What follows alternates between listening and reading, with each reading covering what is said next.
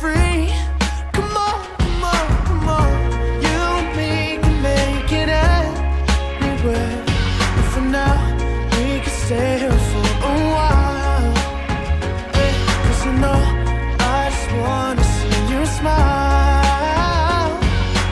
No matter where you go, you know you're not alone. I'm only one call away. I'll be there to save the day. Superman got nothing on me.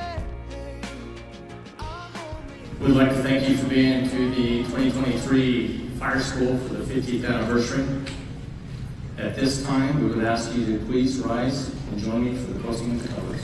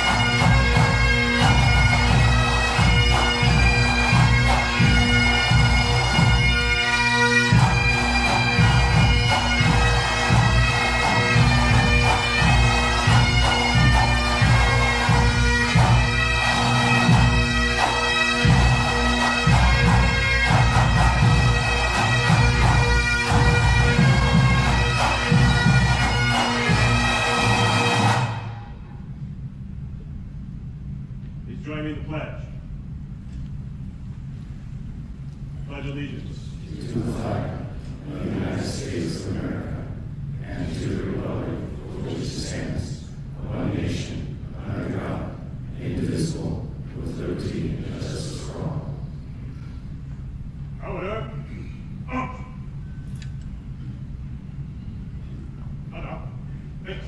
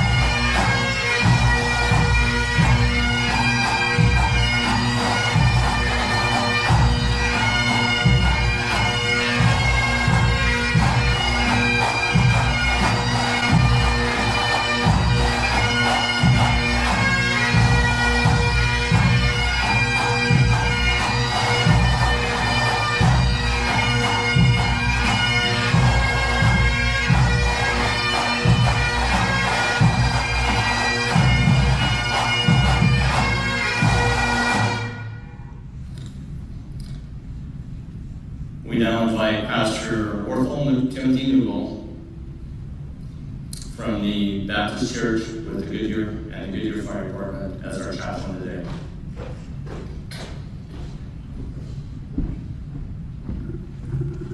Good morning. Let us pray. Dear God, our Father, we come this morning with thanksgiving. Thanksgiving in our hearts and our minds. We've come to celebrate 50 years, men and women being trained to be professionals, to save one another's lives. We thank you for all the teachers and all the trainers over these past 50 years that have participated. But we're also thankful for all the firefighters that have come through to learn their trade better, to do their jobs better. We continue to pray for them daily as they risk their lives to save lives. We're praying for their families as mothers and fathers, husbands and wives are going out to do a job that others will not do.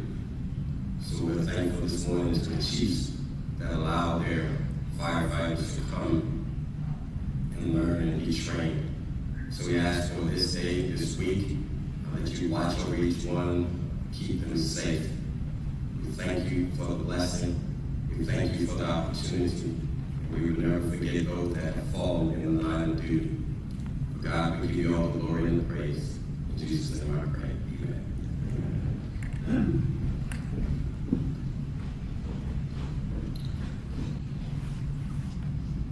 Thank you, Pastor Newbold.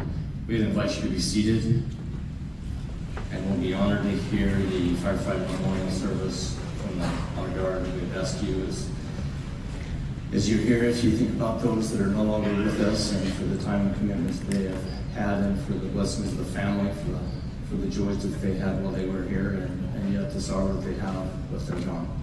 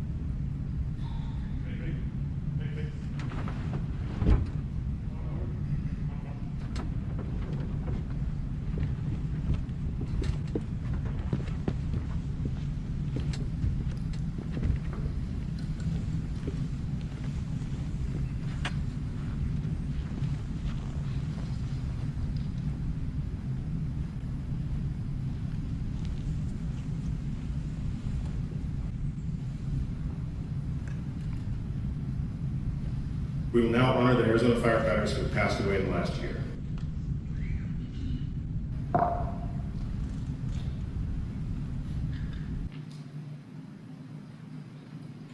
Zach Fields, Central Arizona Fire and Medical District.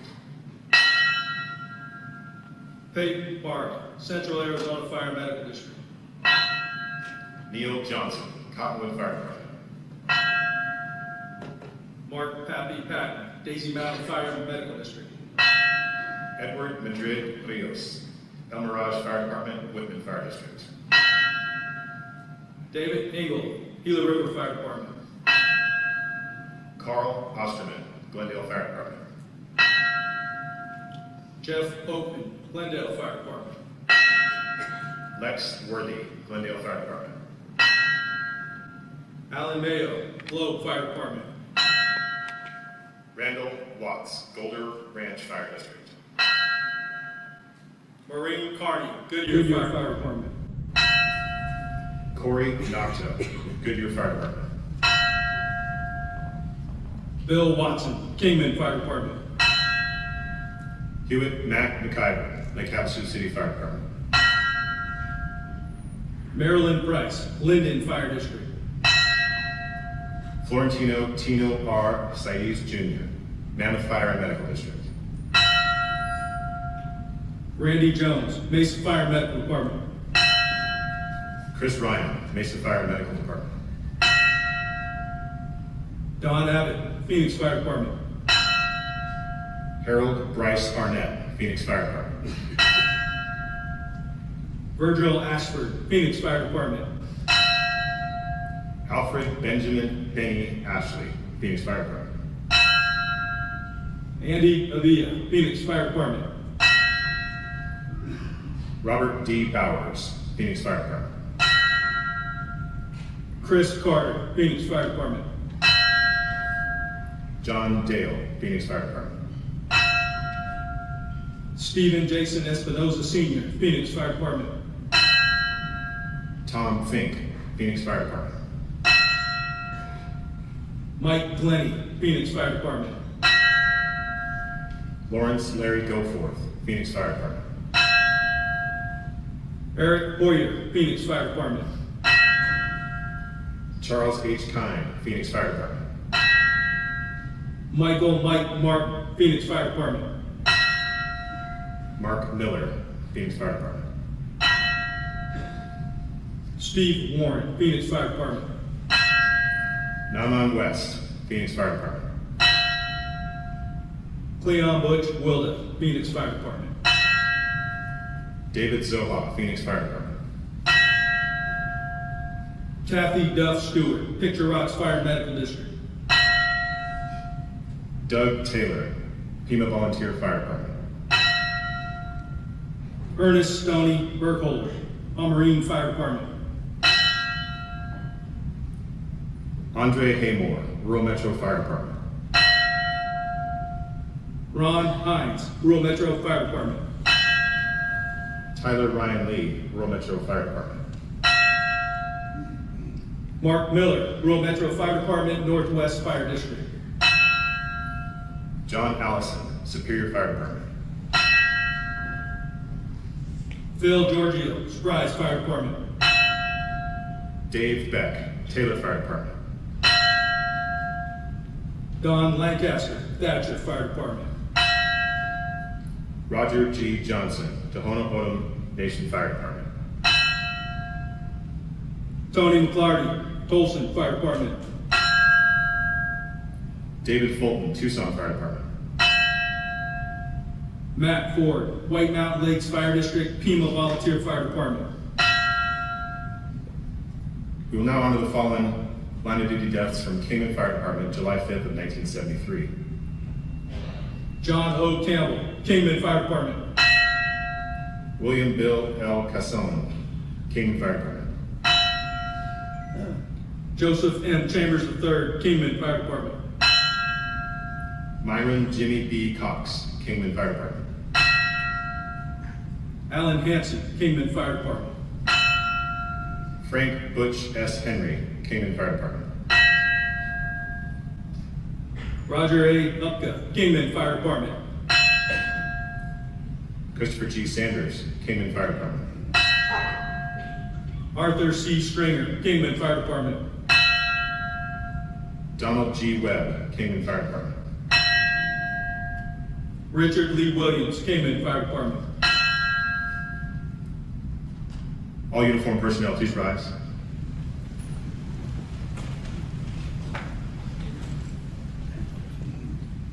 The men and women of today's fire service are confronted with a more dangerous work environment than ever before. We are forced to continually change our strategies and tactics to accomplish our tasks. Our methods may change, but our goals remain the same as they were in the past: to save lives and protect property, sometimes at a terrible cost. This is what we do. This is our chosen profession. This is the tradition of the firefighter. The fire service of today is ever changing, but it is steeped in traditions 200 years old. One such tradition is the sounding of the bell. It was the bell that signaled the start of duty. Through the days and nights, each alarm was sounded by a bell. It called them to fight fires and to place their lives in jeopardy for the good of their fellow man. And the fire was out and the alarm had been completed. It was the bell that signaled its end. When a firefighter died in the line of duty, paying the supreme sacrifice, it is the mournful toll of the bell that solemnly announced a comrade's passing. We seek strong words and symbols that give us a better understanding of how our feelings when we express a loss, when we experience a loss. And we use these words and symbols to reflect the devotion our brothers and sisters had for their duties. The sound of the bell, a special signal of 3 rings, 3 times each, represented the end of their duties and they would return to quarters. And now for Eric Flannery of the Daisy Mountain Fire Medical District, Mark Fowle of Glendale Fire Department, and Cole Rennie from Salt River Fire Department, who have completed their tasks, their duties well done. They have given their best. For our brothers and sisters, their last alarm. They have gone home. Priest, arms.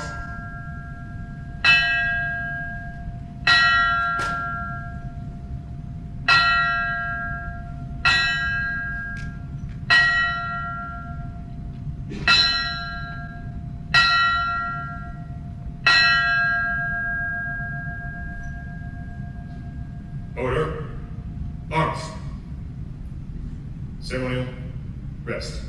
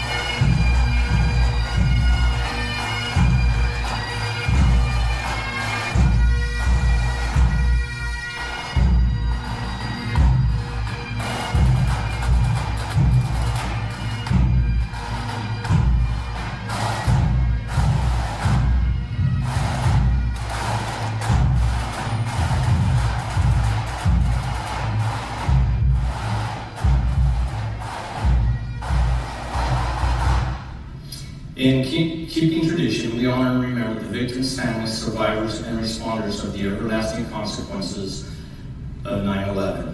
It is our goal to never forget the thousands of Americans in New York City, Washington, D.C., Pennsylvania, and the armed service members of this great nation, with pride and even given the ultimate sacrifice. May we never forget. We invite you to be seated.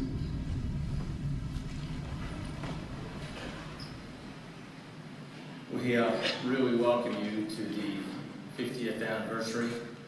My name is Clay Wood. I'm an assistant chief here with Timber Mesa Fire Medical District. I've been asked to be the MC for this year's show, and it's an honor to be here and to be here with you. A couple of announcements that we've got just to get things going off this morning. First off, I hope everybody's having a good time. Yeah? Okay. You know, it's really hard to get up here and even think about having a good time after what the Honor Guard does and after following that memorial. Is that not pretty precious? Can we give them a round?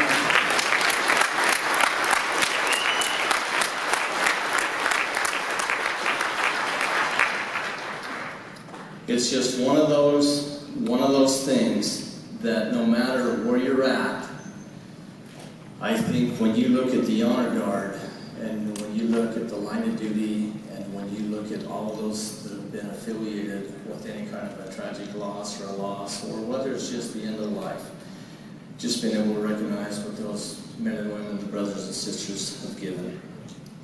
We're going to take just a few minutes and give some time to our chairman, Ed Tamarowski. Invite Ed to come forward.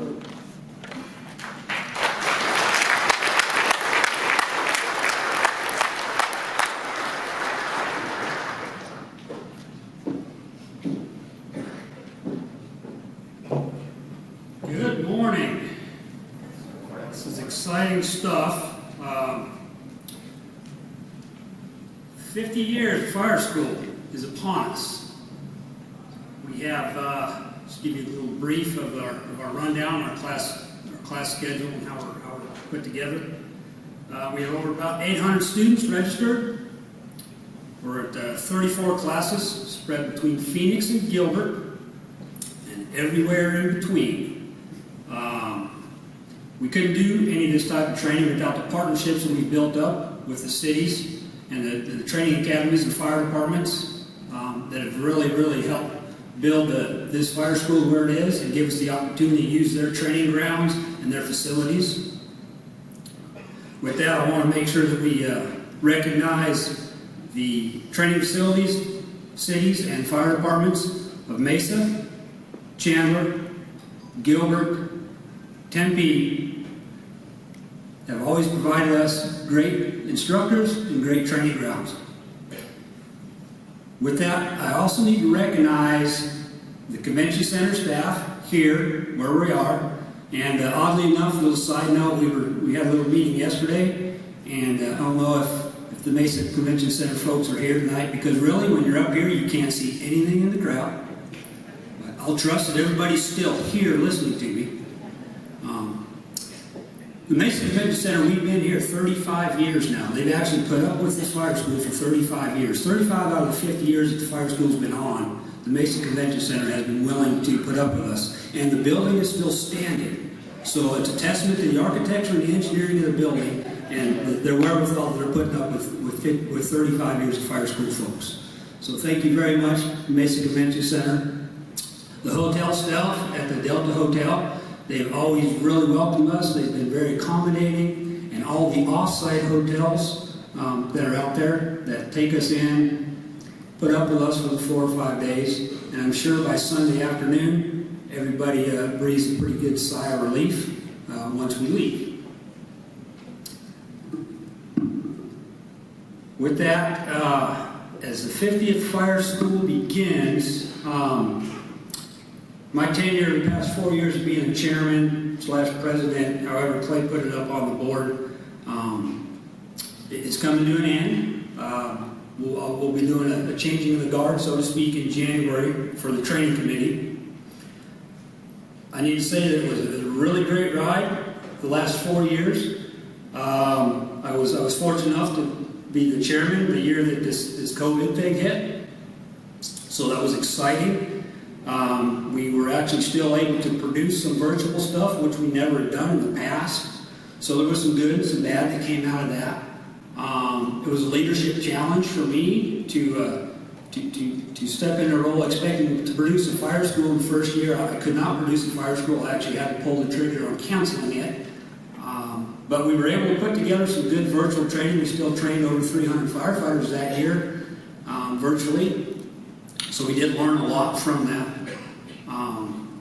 But we were able to climb out of that, and we've had some pretty successful fire schools up till right now. Like I said, we have over 800 students in attendance. Really good, and I appreciate that we have this many there, especially for my last year as chairman. I like to see that. More than likely, it's not me that they're coming to see, but if it is, I feel honored about that. What I really need to dial in with right now is the training committee, both past and present. I'm going to do some introductions. I'm going to ask everybody to hold their applause till I'm done, and then we'll give some recognition to those that deserve it. The training committee's been around for 50 years. First, I will thank my training committee that has trusted me to guide them over the last 4 years. It's been a great ride. My executive board, my e-board, or my command and general staff, those folks we've talked quite often, quite regularly, in between our daily work duties, and we try to sort this out pretty much every week, bring us up to this event every year. It is a tremendous amount of time that all committee members volunteer to bring this school and produce this. Every September, we start the production mode in November. After this fire school, we will start next year with producing the next one. We meet at least 6 times a year throughout the state. A lot of time traveling, a lot of time on the road, a lot of time spent away from our daily duties, our work duties. We're all supported by our fire chiefs, our city managers, our mayors, our communities that support every committee member to do this, to provide this training for the Arizona firefighters and the Arizona Fire Service.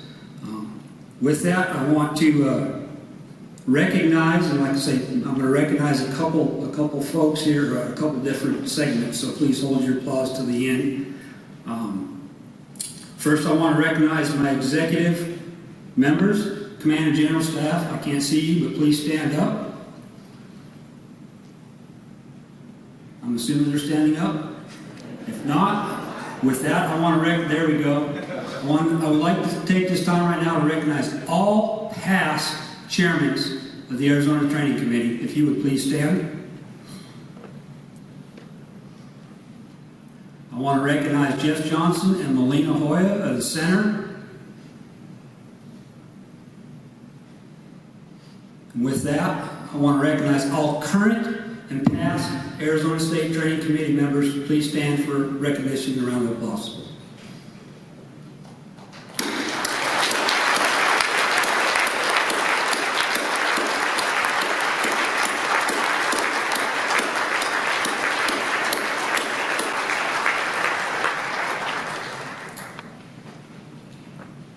Thank you. I'll close with these thoughts because I know Clay has me on a pretty stringent timeline, so he hasn't got the cane out to jerk me off the stage just yet. But I'll close with these thoughts. Stay focused this week. Learn. Teach others. Use good judgment. Friday and Saturday night especially. Use good judgment. Network. Talk to each other in your classes. Make new friends that will last a career. God bless the Arizona Fire Service. Thank you. Have a great week.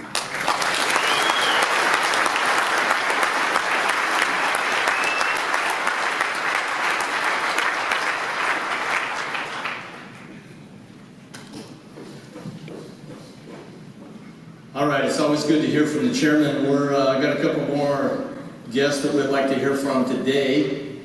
Our next one is going to be our PFFA president. He's got he's got a pretty loaded day today, so we feel very fortunate we'd ask him to come forward. Our president, Don, say that word. It's Youngwood, or Youngward, just so you know. I think I butchered it 4 times before today, so I apologize for that.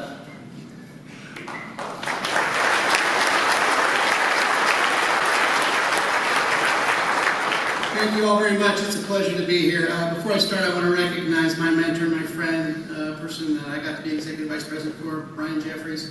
He's a solid human being, and I just want to give him all my love. Appreciate you, man.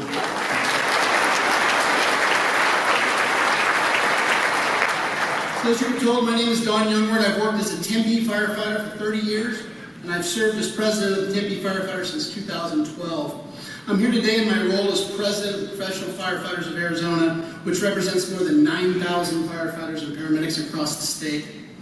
It is my honor to speak to you today about the state of Arizona Fire Service and about the challenges the PFFA and all of us face in today's political environment.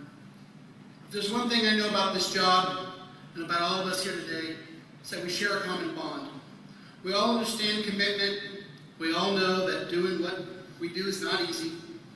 And we all know the value of relationships, both inside the firehouse and out in the world.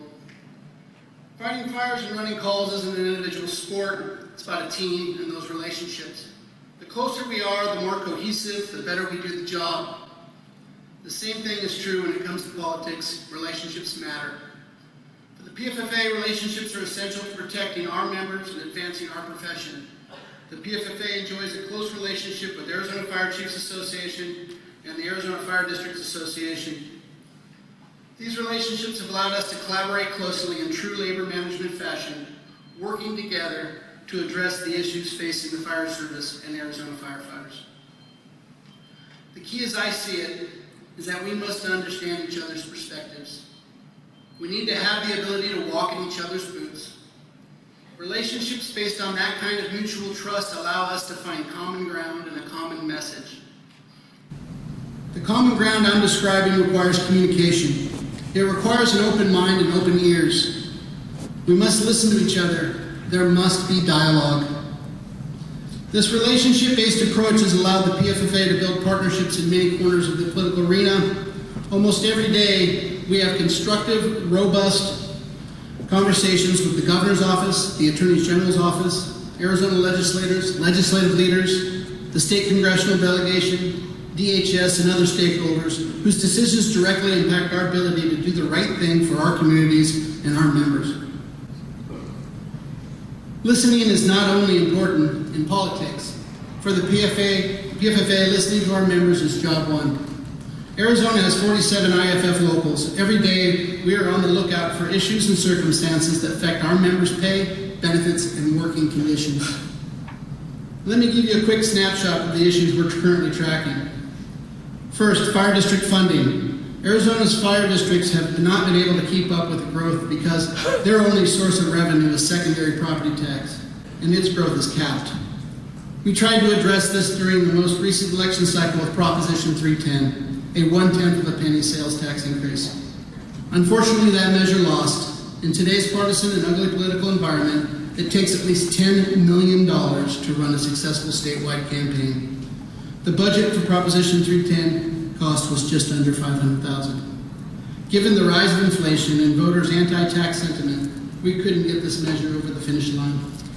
We are working closely with AFTA and the Governor's Office to find the right solution for our struggling fire districts. Municipal fire service funding. Arizona has experienced tremendous population growth. The municipal fire service has not grown at the same pace. Just for example, Phoenix. Over the last 10 years, Phoenix's population has grown about 300,000 residents. That's equivalent to adding the city the size of Gilbert. Despite all of that growth, Phoenix has added just 1 fire station. Gilbert has 11 fire stations. This problem has just been exacerbated by the recent elimination of the rental tax. $90 million was just removed from the city's budget, a budget that is 72% public safety funding, And that is just one example in just one city affected by something as simple as a rental tax repeal. Fire service recruitment retention. We are now experiencing a decrease in recruitment and retention of firefighters statewide. The PFFA is engaged with PSPRS and other stakeholders to research the causes of this.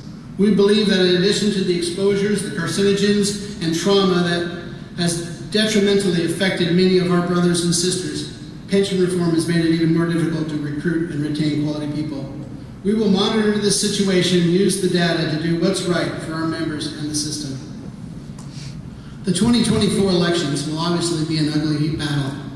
It will cause real division among the Arizona population, including our members. I want to make it clear that the PFFA endorses candidates who will positively address the issues that affect our members' pay, benefits, and working conditions. We do not question candidates about or consider topics outside of the fire service. We don't ask about social issues. We don't ask about the Second Amendment. We don't ask about candidates' stances on other hot-button issues. Our endorsements consider how candidates will help our members. At the same time, we are not here to tell you how to vote. We are here to tell you who supports your pay, benefits, and working conditions. We understand that you will consider many, many factors when you vote, and we support you doing exactly that. The fire service is facing a pair of serious epidemics here in Arizona. Cancer continues to impact our members far beyond the rates suffered by the general population. Mental health risks also constitute a crisis for many firefighters. The PFFA is working with medical researchers and healthcare organizations from all over the state and nation to address this problem. We've had success at the legislature in expanding the law to cover a wider range of treatments for these epidemics. We will continue to fight for the presumptive laws and the appropriate treatments to help our members stay safe and healthy. The topics I've mentioned this morning represent a small cross-section of what the fire service faces. There's much more to discuss, and I encourage each of you to reach out to the PFFA with your questions and your feedback. We're here to help you and to fight for you. We are honored to serve you in the same way you feel honored to work as a firefighter. Before I go, I want to personally thank our PFFA team for the work they do on behalf of the state's firefighters. Secretary-Treasurer Roger Wright, Executive VP Dan Freiberg, Director of Government Affairs Thomas Coretto, Director of Legislative Affairs Mike Coletto, Director of Political Affairs Bill Whitaker, State Reps Ben Roche and Sasha Weller, Cancer Coordinator Orion Godfrey, Workers' Comp and Benefits Coordinator Brian Moore, Member Services Coordinator Ray Mione, State Administrative Offices Coordinator Jesse Hollerick. I also want to thank our Public Relations Manager David Leibowitz and Contract Lobbyist Mike Gardner. Without this team, the PFFA would not be as successful as it has been for many years.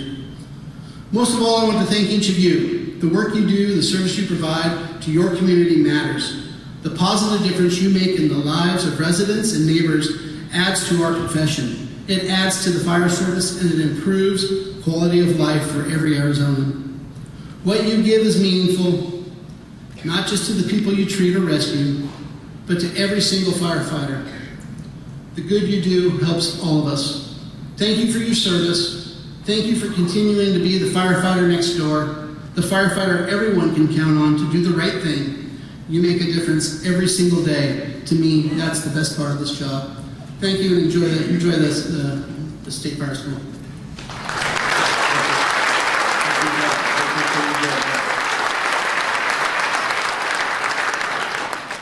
Okay, this next one, he comes all the way from Emmitsburg, Maryland. This is the Superintendent of the National Fire Academy. Hopefully you've all been there. Please welcome Mr. Eric Gavris.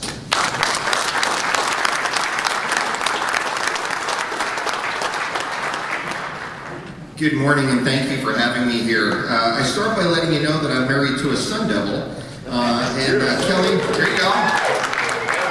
Kelly told me there's a game here at home this weekend, and she said, looks like there's some tickets, maybe you should go. And I texted her the weather forecast this morning that said 100 degrees in the fourth quarter. And she responded with a text simply, fear the fork, drink plenty of water, not beer. So there you go. Glad to be here. And when I was asked to come, the answer obviously was yes, and here's why. This is the 50th anniversary of something very special that you have here in Arizona. Please do not take this for granted. You have been doing this for 50 years. You have more than 800 participants, probably more than 200 people behind the scenes supporting this. And why you shouldn't take this for granted is because this doesn't happen in most states. There are probably a handful of states that I can count that do a state fire school, and yours is amazingly successful. You bring together career, volunteer, combination departments, metro, suburban, rural, and tribal for a common goal, which is to be better at what you do by learning. So what an opportunity to be here, and thank you for being here for this school. Let me share with you a few things what's going on from the U.S. Fire Administration. Dr. Laura Moore Merrill is our administrator. Some of you may have heard that she's announced the replacement of the NFIRS system with the new NERIS system, National Emergency Response Information System. But probably what's more important is last October, she brought together the leaders of all of our national fire service organizations, career volunteer, chiefs, labor, volunteer, etc., all together to say, tell me, the U.S. Fire Administrator, what are the primary issues of concern for the nation's fire service? There are 6 on the list. You just heard a few of them, but let me cover them. Cancer. Number 1 concern is cancer. What can we do for career volunteer firefighters in the cancer arena? Not what we do when we find out somebody has cancer, but what can we do when they start in the fire service? Arizona and the research you're doing through UA is nationally recognized and being watched by everyone, so hats off to all of you involved in that cancer discussion here. The next one, behavioral health. Sadly, we are seeing more of our brothers and sisters take their own lives than are dying in the line of duty. We need to get to a place where it's okay for us to say, I'm not okay. And when we recognize that and ask them that question, how do we provide them with assistance? Not just when they have a problem, but again, starting at recruit school when somebody joins your fire department. How do we let people know about what they're going to be doing in this industry? And how do we give them that resilience and that emotional intelligence that allows them to do what they do on a daily basis and then leave work and go home and relax and not think about work? So behavioral health is the second one. The third one, codes and standards. We are seeing people living in substandard residences that don't meet any fire codes. We understand that. We're also seeing communities that are leading by example and implementing residential sprinklers. The discussion with codes and standards is not only how to explain the importance of fire codes, but how do we defend in some communities what we have in place? There are some communities where discussions are happening regarding affordable housing, and some of the ideas being proposed would roll back fire codes that have been well established and fought by many of you in this room to keep people safe in their residences. So codes and standards is the third item on that U.S. Fire Administrator Summit. The fourth one won't surprise anybody, recruitment or retention. For years, volunteer fire departments have struggled. Guess what? Now career departments are struggling. There's probably one career department not struggling, and that's FDNY. When we met with them, FDNY said, look, we're still getting 20,000 applicants every time we open up for recruit school. Amazing, right? They're looking for 1,000 or 2,000 each time. But what's interesting now, when we meet with FDNY, they have told us that there are people from the West that are recruiting in New York City with full-page ads with a beautiful engine sitting on a beach in California with palm trees and sun, and it says 365 days of amazing weather, please come join us. So we are seeing recruiting retention like never before. So how do we create new and innovative ideas? And some of those are starting earlier than when people get out of high school. Starting with kids in school through STEM programs and others to get them interested in the fire rescue service before they get out of school and already made up their mind. The fifth one won't surprise any of you being in Arizona, environmental impacts on fire EMS. Heat, droughts, wildfire, specifically urban interface fire. But how often do we see on the news structural firefighters assisting an interface wearing structural turnout gear, using a structural engine and structural equipment, who may or may not have the training? So the discussion there is, how do we let Congress know that there is more assistance needed for the structural fire service in interface, not only in training, but also in equipment. And then the last one is equity with law enforcement. Not taking anything away from our brothers and sisters in blue or gray or green, whatever uniform they wear, but having that discussion on Capitol Hill that the fire rescue service has just as much need for funding as law enforcement does. Right now, it's pennies to dollars. Not taking away anything law enforcement has, but how do we get our elected officials to understand that the fire service, both career and volunteer, has equal needs for money so you can provide the services that you do. As a result of the summit, all of these committees are going to be reporting out in October. It's going to be live streamed if you want to listen. If you haven't heard about it, just Google U.S. Fire Administrator Summit. But one of the things that came out of that summit was this understanding, and it's a hashtag, Fire Service One Voice. When we go to Washington, D.C., we need to speak as one voice as the fire service, and these 6 issues the American Fire Service agrees are important. Switching gears to you all here in Arizona, please know that you are players on a national level. You are involved in all these discussions. You are participants in all of these discussions. You are innovators. People watch what you're doing here in your state house with your legislature. People are also impressed with the partnerships you have here across the state. I will share with you personally, as a former state agency head in Oregon, thank you. Oregon ran out of resources 3 years ago during the Labor Day fire. We had 0 fire rigs available in the state. We put out a call for mutual aid, and Arizona answered that call not only 3 years ago, but every time we ran out of resources, you were there for us, and we cannot thank you enough for that. And I personally thank you for answering the call. But please know, Arizona, you are recognized on a national level, and you deliver every time you've been asked to, so thank you for that. In closing, the National Fire Academy reach about 90,000 students a year, both on and off campus. Arizona is well represented in our on and off campus classes, which means that you understand the value of professional development. We know you can't make it to Emmitsburg. We'd love for you to be there, but we also bring classes out to you locally, so please keep taking advantage of what we do. You're paying for what we do, and I'm glad to be here. So thank you so much, and happy anniversary, Arizona Fire School.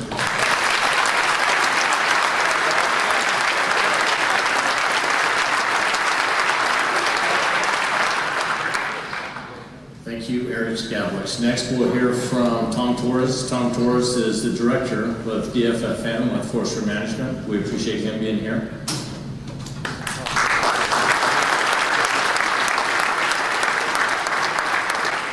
Good morning. I just want to say thank you, first of all, for giving me some time on your agenda this morning. I consider it an honor and a privilege to share some thoughts, introduce myself, maybe reintroduce the role of DFFM, which stands for the Department of Forestry and Fire Management. First of all, in terms of way of introduction, again, my name is Tom Torres. I'm the State Forester, also known as the Director of DFFM. And I've been in this role for about 8 months. And I can tell you that those 8 months have been very busy. I can tell you that the honeymoon is over. And prior to this role, I spent 35 years working in federal service. The last 12 years or so immediately before this position in Arizona, working with the federal level of the fire service. So I come with a fair amount of experience in Arizona, primarily in wildfire management and leadership. So just a quick reintroduction, if you will, of the Department of Forestry and Fire Management. It's got sort of a weird title, but it includes 3 primary areas in which we provide service to the citizens of Arizona and work with you all in the fire service. 1, we have the State Fire Marshal's Office, and we enforce and implement the State Fire Code on a lot of jurisdictions, a lot of areas in the state. 2, we are the primary entity in the state for managing wildfire risk across 22 million acres in the state. That includes all state trust lands and unincorporated private lands. We do that largely in good cooperation and coordination with local fire districts and departments. And finally, you know, the first word in DFFM, or the first term, is forestry. And that's sort of an interesting term when you think about Arizona, because when you think about Arizona, we don't have a lot of, quote, forests. You know, relatively small percentage of the state geography is actually forest. But I want you to know the way I think about forestry is, when I think of the word forestry, I think of the words wildfire mitigation, because that's the focus of our forestry department at DFFM, is addressing some of those hazardous fuels conditions across the state, especially in those wildland-urban interface areas that was discussed or brought up earlier. That is the primary focus of forestry at DFFM. And I just want to take maybe a couple of minutes to share what my focus is as the director of DFFM, and that is increasing our capacity, implementation of a lot of projects, and better relationships with other members of the fire service across the state. And that includes both the local departments and districts, but also the federal resources that we have in the state of Arizona. Most of you might be aware that a large section of the state of Arizona is federally managed lands, and I think there's over 24 million acres of either Forest Service, BLM, DOI, Department of Defense lands, and all that needs coordination, cooperation, and that's one of my major focuses over the next, say, 4 years. So, one of the things I want to leave you with is, I know what the purpose of this gathering is. It's to get better. It's to learn from each other, understand techniques and methodologies for how we address fire in all its aspects, whether it's leadership, management, on the ground, initial attack, incident management, etc. And one of the things that I challenge my folks at the state, my staff, is how can we get better? And I would leave that challenge with all of you as you are engaged in your conversations, your dialogue, your training sessions, is to keep that thought in mind, is how can we get better, not only within your individual department or district or crew or whatever, but across the larger fire service, so we can all provide better service, safety, and response to the citizens of Arizona. So that's my focus, and I would ask you all to keep that in mind as you meet over the next few days. And I'll just close by saying that I want to say thank you to all of you for your service, your commitment to your efforts in fire service, and I look forward to working with you all over the next many years. Thank you.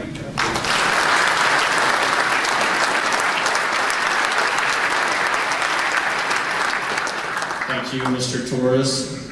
Next, we will have our mayor here, John Giles from the city of Mesa. We welcome him. He's been here for a couple of years now, so we appreciate him showing up every year for us.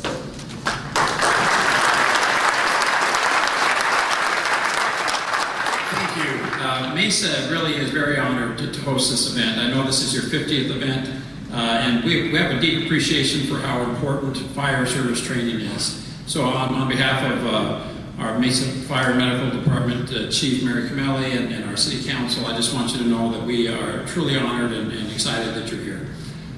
We have a great appreciation for the importance of fire training. I've had, in my 9 years as mayor, I've had the opportunity a couple of times to put on turnout gear and drag a hose through a smoke-filled training facility. And I think without that experience, you really can't appreciate what a complex and difficult job it is that you have. And we all understand that is getting more and more difficult every year with complex building materials and toxic chemicals being really something that you encounter every day as you do your jobs. We, again, have a great appreciation for training and for coming together in events like this. I hope that you'll enjoy your time while you're in Mesa. Our downtown is just a few blocks away. It's a very vibrant and entertaining downtown. But again, on behalf of our community, we just want you to know that we appreciate the commitment that you have made to be in the fire service and to be public servants. And I assure you, on behalf of your own local governments, that we are equally committed to your safety and your longevity and doing everything we can to support you in this important calling that you have. Thank you very much.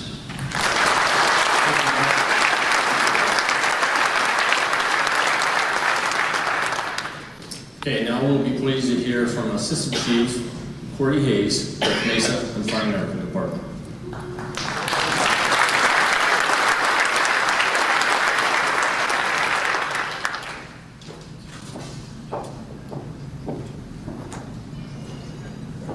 Good morning. On behalf of my boss, Fire Chief Mary Camelli, I want to thank you for being here and welcome you to our city. As you guys can imagine, we had a lengthy discussion when we realized that Chief Camelli, after 40 years of being a firefighter here in the city of Mesa, decided to take a vacation. And we between my counterparts, James, Johnny, and Forrest, we had a battle over who was going to get the chance to come and speak on her behalf at State Fire School. We were all very excited about an opportunity to speak in front of 800 of our peers and mentors and people that had guided us through our career, and try to replace our fire chief who loves these kind of events, where the four of us get anxiety when we just think about them. So we're always worried we might fall when we walk out on stage. I can say, because I know that this is how Chief Camelli feels, we are blessed as an organization, as a city, to get to host this event year after year.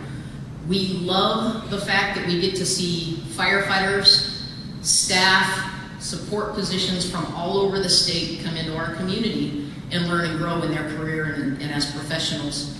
I can say I've attended this state fire school.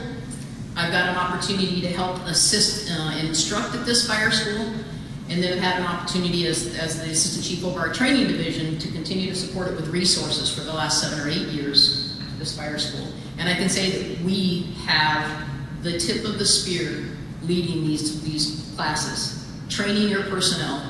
Please, please never forget, everybody in this career needs to continue to learn.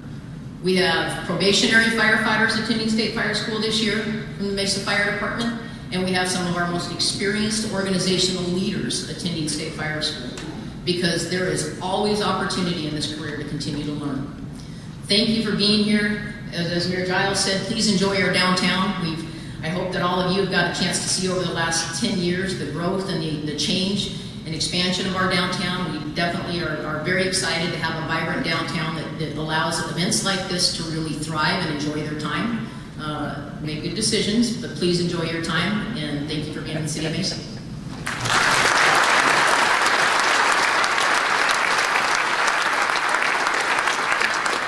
Thank you, Chief Hayes. Okay, a couple things that we want to bring to your attention today. Today class is going to start at 1:30. That'll be your normal schedules. There was a slide up here earlier that when Chief Tomarowski was up here talking, it showed the different offsites, the many different vendors. This wouldn't be possible if it wasn't about the relationships that we have with the training facilities that are here in the valley. So we really appreciate those agencies that support Fire School. Couple of reminders for you. There are roughly 32 classes. How many of you, this is your first time here? Can you raise the lights just a little bit so we can see the hands? Over half of you? All right, that's awesome. So with that, Chief Hayes just reminded us to make good decisions. So decisions are really important. So we would remind you that the mayor loves you, okay, the state loves you, the NFA loves you, but if you don't do dumb things, the police department may not. So just keep that in the back of your mind as you enjoy the time in your off time. Thursday night tonight there is a gathering at the Hall of Flame. That'll be from 5 to 7:30. Tomorrow night there's what we call a family night. It starts at 6 o'clock. It'll just be on the outside of this building. It's free. It's just part of a good thing to bring your family to if they're coming. A lot of fun things that'll be there. They'll have ice cream, food trucks, face painting. APS will have a weenie wagon. There'll be a number of vendors that are out there. And it's a good time to bring your families by there. Saturday morning in the same location, there is a breakfast. My understanding is for anybody. It's from 6 a.m. to 9 a.m. So please go by there and enjoy that breakfast. And then Saturday night is the raffle. In case any of you haven't heard about the raffle, let me tell you about the raffle. There's t-shirt sales out here. There's also some challenge coins that are out there. And there's some raffle tickets. The raffle is an event on its own. We would invite you and anyone that is 16 years old and older to come and participate in that. That is an annual fundraiser that brings in a significant amount of money to help fund fire school. And so the feeling is everything that we gain from there goes right back into the fire school. So there's a lot of pretty amazing things that are going to be raffled off, or there's a few auction items. Chief Redmond will be up here talking about one of our biggest ever items that we have. And we would really encourage you to be part of that. And so you'll be able to see what the raffle items are, many different things for many different tastes. Outside of that, we would invite you just to remember that you represent yourselves, the Arizona Fire Service, your families, and all. And we hope that this is a great opportunity for you to learn and better your skills in the craft that you have. We now are going to take and turn a little bit of time over to Chief Randy Redmond as he talks about the foundation for the Arizona Fire Service.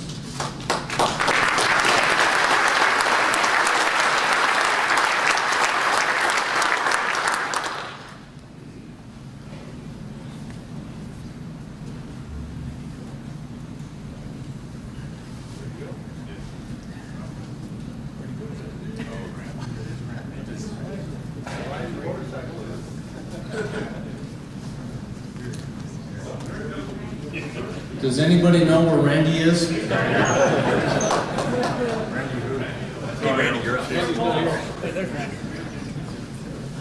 All right. We had to send a RIC team after him. We're good to go.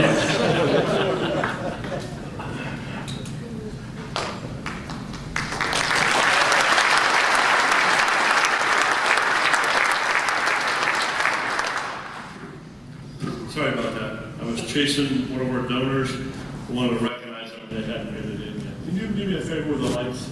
Can you shut those ones off and turn those ones on? Oh, wait a minute. Felt so good for a minute. Keep going. My best side's back here. Perfect. Thank you. My name's Randy Redmond, and I'm here from the Arizona Firefighters Foundation. I do a presentation every year and talk about what's going on in the foundation. Today, I'm going to do a little bit of history about the foundation as well. The first question that keeps coming to me is about the Harley sitting in the entryway. Well, this year is our 50th anniversary, and the foundation and the training committee decided we want to do something special. And so we have a 50th anniversary Harley Davidson Sportster 1200 that's sitting in the middle of the way as you come into this building that's going to be given away. Not a game of chance. You don't have to shoot a basketball or a golf or hit a golf ball. It's going to be given away. We're selling 150 tickets at $100 a piece. Every single dollar goes to the foundation. The bike was donated, so $15,000 will go to the foundation to pay for future scholarships. We do have some rules. We'll go over those rules to make sure that everybody follows those rules. But Saturday night, somebody's going to drive that bike home. Next. 150, go ahead, next.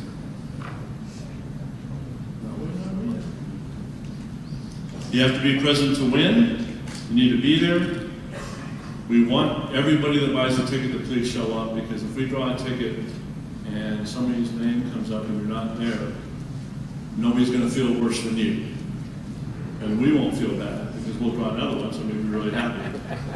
The second one is we will not sell more tickets.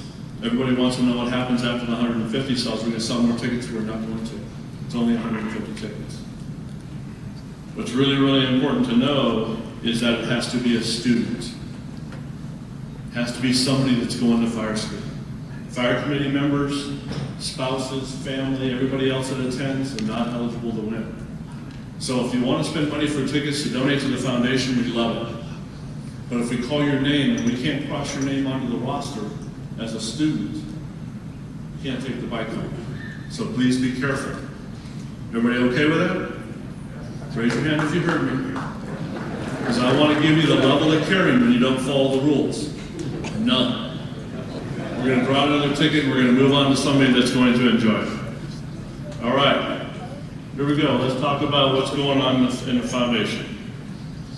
Since the inception of the foundation, we have been able to raise and distribute over $1 million to the Arizona Fire Service. Foundation is 12 years old. We have distributed, as of this school, a little over $1 million to scholarships. That equates to over 3,500 firefighters who have attended school on the foundation.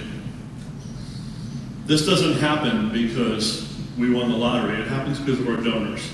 The people that support us, whether it be in donation or whether it be at the legislative area. We have Representative David Gowan, Lupe Diaz, and Gail Griffith that take and work for us at the state level to help us. And they have helped us since the inception. They're not here today because they're out of session. I didn't want them to have to drive all the way into Phoenix, a place that they don't always want to be. But I told them I'd make sure that we said thank you to them. And if we could please say thank you to them.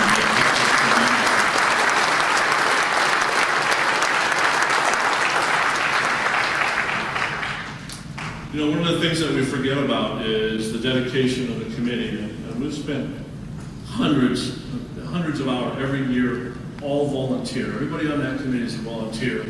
And Ed said it earlier about the support of municipalities and the districts. Let me tell you, there's about a dozen chiefs on there that are retired. They have no support other than their personal support and dedication. And if not for that committee and the hard work and dedication, we wouldn't be here today. Good job, I respect, thank you.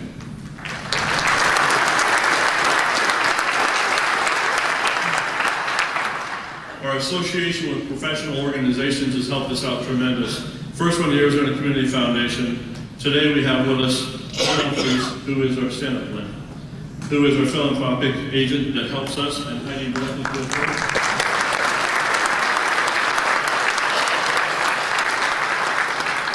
What Arizona Community Foundation does for us is they oversee, make sure we remain legal, make sure they follow all tax codes, so we don't end up getting in trouble. Because there's a few things I'm pretty decent at, but those things I'm not, and I thank you very much for taking care of us. Now let's talk about some of our donors. We have two donors that's been with us since almost the inception. Within the first couple of years of us starting, they were there for us. The first one is Ms. Kate Hinckley. Can you stand, please? Kate represents the Kemper and Ethel Marley Foundation. The nice part about Kate is she came in a couple of years ago, and when she arrived, our relationship with Kemper and Marley has been wonderful, but when she got there, I almost felt like I needed to report to her, because whenever there was anything available, she calls me immediately. And I can't tell you how much we appreciate it. Thank you very much.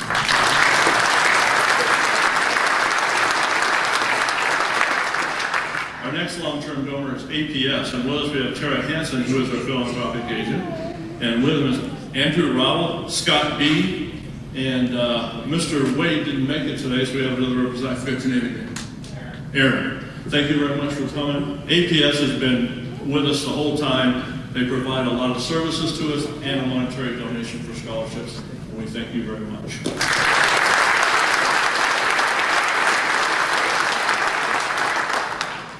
Next is Pioneer Title. Pioneer Title has been with us for about 7 years. Mr. Tom Davis here and Karen Unlinsky, are here representing Pioneer today. They've been around, I think, 7 years today. We were talking about it earlier. And they are steadfast donors, too. They believe in the cause. They show up every year. And any time that I call Tom, he answers the phone, which is kind of amazing knowing what I'm calling for. So thank you very much.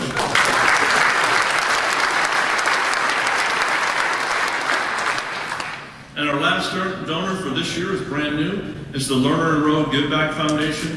And there was some communication breakdown. They had representatives that were going to be here. They're not here.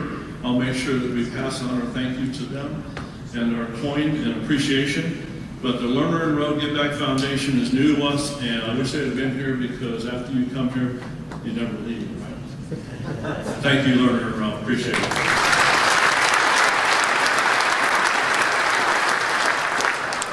Want to hit on something that all of you donate to? It's our license plates this year. Remind you that every time somebody gets a plate, every year $17 of the $25 you pay comes back to the foundation. That this year was $23,000. It's substantial for us. It represents as much as 20-25% of the annual money we spend on scholarships. So please, when you go to get a plate, consider buying the firefighter plate, because the money comes right back here.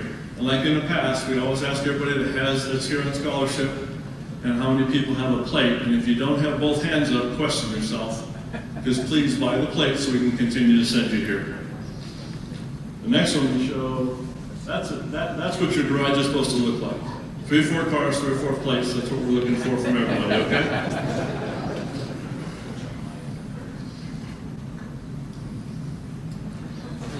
So let's get your plate, let's get the $25. We've raised over $125,000 since the inception. It took us 3.5 years to get that in place, but it's been worth it, and we thank you very much. Let's take a little bit about a trip down memory lane. I want to talk about what got us here today, and the reason why I'm going to talk about that, this is the last year I'm going to be up here.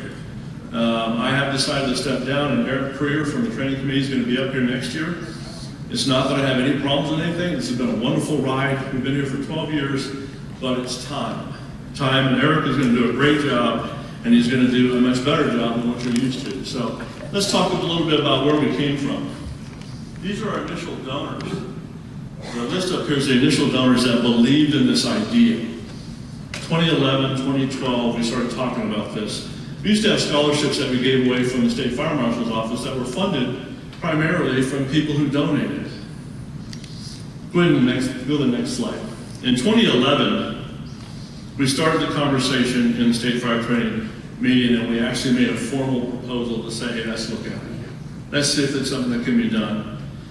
Well, the reason why that came around is years prior to that, as I drove to the meetings around the state, I always took Miss Polly Elson with me, and Polly's sitting over here. Polly lived in Wilcox, I was in Sierra Vista, and she used to drive with me, and she used to tell me about a foundation that she worked on for the U of A. And she was telling me about how it was working, and we started thinking about it, so we started talking about it for what's happening. And just like Polly, she planted the seed and then went home. And it's worked out very well. The committee's taken that and moved with it, and it's been wonderful. Thank you, Polly. We appreciate starting that growth. In 2011, the first year before, we talked about it, but we didn't have it in place, the state gave away 22 scholarships. 2012, when we started it, the initial donation started the process, we gave away 50. That was a big deal. We thought we were really moving along. Then our first corporate donors came along, the Athlon Kemper and APS. And I remember the APS call from Bobby Hansen. Hansen calls me and he says, hey, I'm standing here with somebody from APS and they're interested in the foundation. And that's how it starts. So as that started, we gave away 100 the next year, and then before you knew it, we were at our current level, which is 200 plus a year, or 400 firefighters a year come here because of the scholarships. License plate started in 14. The process started in 14 as we went to the state as a committee every year and testified asking the state to approve it while we were watching plates being approved for butterfly preservation and anything you can imagine. And for whatever reason, it took us 3 years, but we finally figured out how to play politics. The third year, I decided to go ahead and go in with a guy that wanted a golf plate. That's a true story. We went in and testified with a golf plate, and we got it. So however it works. The first year of the plate, we made $13,000, and like I said, we made $23,000. And since then, we have put together $125 grand. On a personal note, I want to say thank you to a few members for what's happened during the scholarship process over the last 12 years. The first is the committee. Everybody works diligently to make this happen. It's absolutely unbelievable. The supporters that we talked about earlier, not just our legislators, but supporters around the state. Anytime I call and ask and give the foundation as a need, it happens. It always happens. Our donors that directly pay for your scholarships, we would not be here if not for that. Let's just be honest. A lot of the other periphery stuff, we could find our way through, but if there's not money in our account, we don't pay for scholarships. So that's huge. Thank all of you. How many people applied this year and got scholarships? How many people are here in scholarship? Again, we're pushing about almost 50% of the school. I'm looking forward to the time when we break 50%, we can bring more people here in scholarship than otherwise. And Eric, I know you're going to do that. I look forward to that. And lastly, I want to thank my family. And the example I give is the day that we were at Denali National Park in our motor home. And I had to put a time out on Ed Robin and my wife. So babe, I have to attend the State Fire Training Committee meeting today. were in Denali. So that day was put aside so I could get on the internet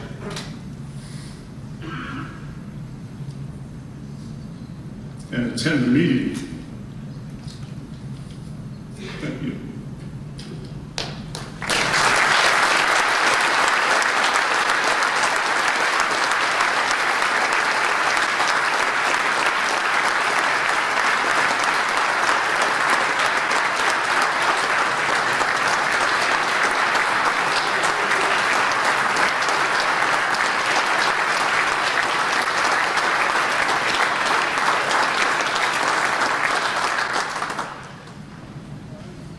You know, Randy is pretty humble when he really talks about his vision and what the foundation is. He's talked about the vision of the foundation as long as I've been on the committee. I got on the committee in about 2007. And Randy was trying to figure out how we could fund more firefighters to be here. And he has put more time and more energy in trying to figure out exactly how to make this work to fund firefighters. And for so many of you to be here, I really, one more time, if you could give him one more round of applause.